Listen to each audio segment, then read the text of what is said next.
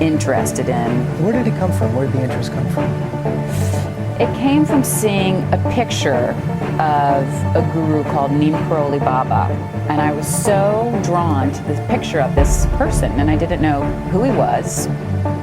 I went and I saw one of my mentors, Steve Jobs, and he told me that in order to reconnect with what I believed as the mission of the company, I should visit this temple that he had gone to in India. Yeah, Steve Jobs came here in 1974 looking for enlightenment from a guru named Neem Karoli Baba, but the Baba had died 3 months prior.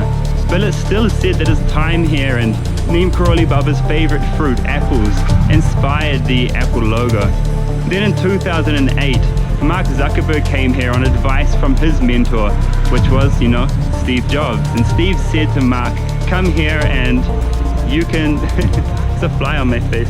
दोस्तों, क्या आपको सन 1970 की एक ऐसी सच्ची घटना के बारे में पता है जिसने दुनिया के most famous scientist and businessman को हैरान करके रख दिया था। ये सच्ची घटना ही नहीं बल्कि एक ऐसा अलौकिक चमत्कार था जिसके कारण बहुत सारे फेमस अमेरिकन सनातन धर्म अपनाने के लिए मजबूर हो गए थे। तो दोस्तों, मैं बात कर रहा हूँ भारत के महान संत और भगवान हनुमान के अवतार नीम करोली बाबा के एक ऐसे अलौकिक चमत्कार के बारे में जिसने अमेरिका के एक आम नागरिक को WHO यानी वर्ल्ड हेल्थ ऑर्गेनाइजेशन का फेमस साइंटिस्ट बना दिया। और WHO में इस साइंटिस्ट के महान योगदान के कारण उस समय दुनिया के करोड़ों अरबों लोगों की जान बच पाई थी। और दोस्तों, अमेरिका का ये साइंटिस्ट आज भी जिंदा है, जिनकी उम्र 78 साल के करीब है, जो अपने बहुत सारे इंटरव्यूज और टेड टॉक्स में महान संत नीम करोली बाबा और भगवान हनुमान के इस अलौकिक चमत्कार के बारे में गर्व से दुनिया के लाखों करोड़ों लोगों को बता चुके हैं, जिनकी सच्ची घटना के बारे में जानकर आपके भी रोंगटे खड़े हो जाएंगे।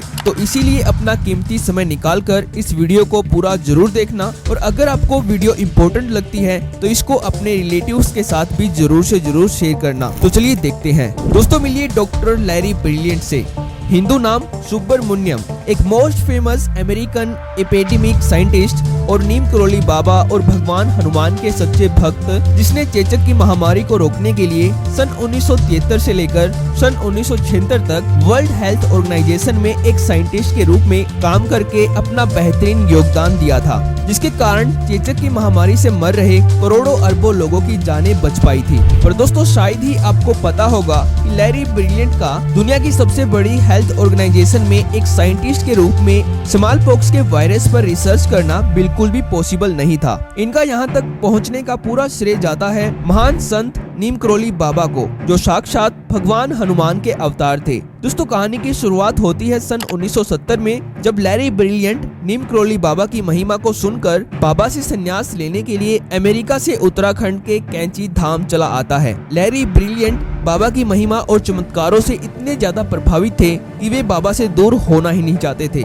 बस संन्यास अपनाकर बाबा की शरण में ही रहना चाहते थे। पर दोस्तों, उन दिनों नीम करोली बाबा दुनिया भर में चेचक की महामारी से मर रहे करोड़ों निर्दोष लोगों की जान बचाने के लिए परेशान थे।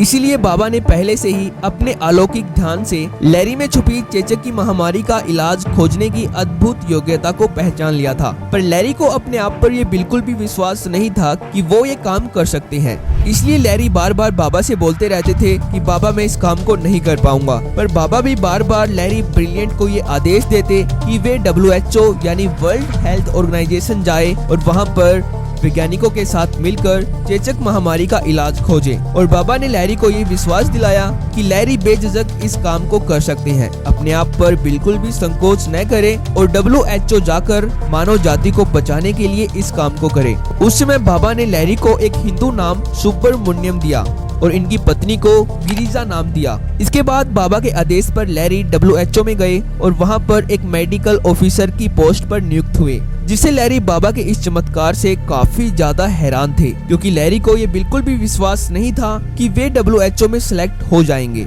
और कुछ ही दिनों के बाद लैरी डॉक्टर लैरी ब्रिलियंट बन गए और दूसरे साइंटिस्ट के साथ मिलकर चेचक की महामारी का इलाज खोजा। जिससे दुनिया भर में करोड़ों अरबों लोगों की जान बच पाई। जिसके बाद डॉक्टर लैरी ब्रिलियंट एक सर्टिफाइड एपिडेमिक साइंटिस्ट बन चुके थे, जिनके काम की प्रशंसा पूरी दुनिया में हुई।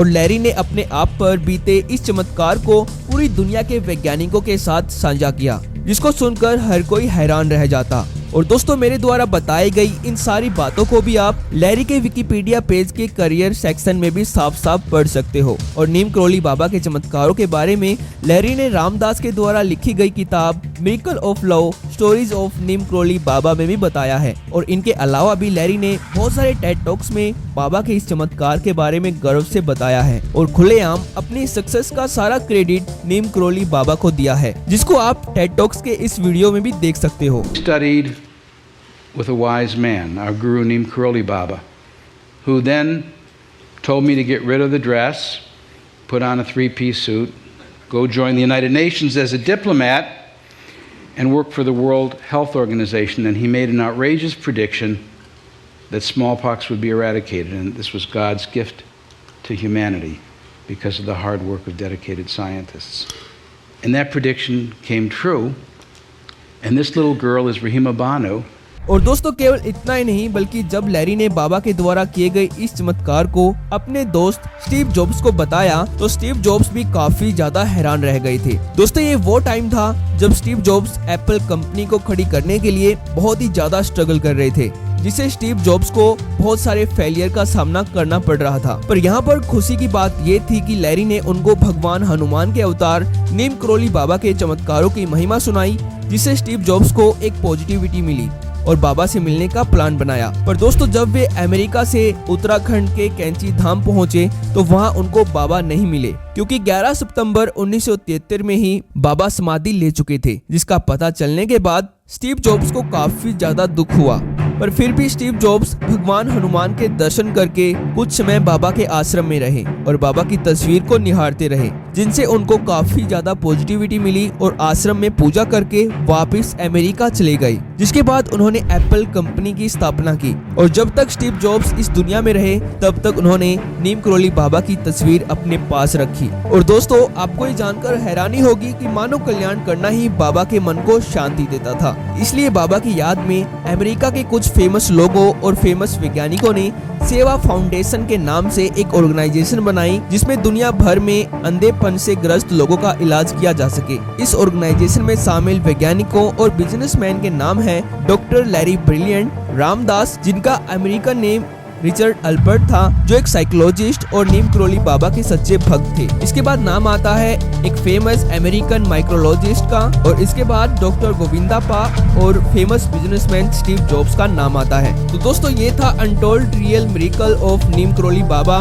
ऐसे ही बाबा ने बहुत सारे चमत्कार किए हैं, जिसके कारण बहुत सारे फेमस लोगों ने हिंदू धर्म अपनाया है। तो दोस्तों, आज की इस वीडियो में इतना ही। अगर आपको ये वीडियो पसंद आई हो तो इस वीडियो को जरूर से जरूर लाइक कर देना और ऐसी ही यूनिक और इन्फॉर्मेटिव वीडियोस को देखते रहने के लिए इस चैनल को जरूर से जरूर सब्सक्राइब भी कर लेना। तो थैंक्स फॉर वॉचिंग।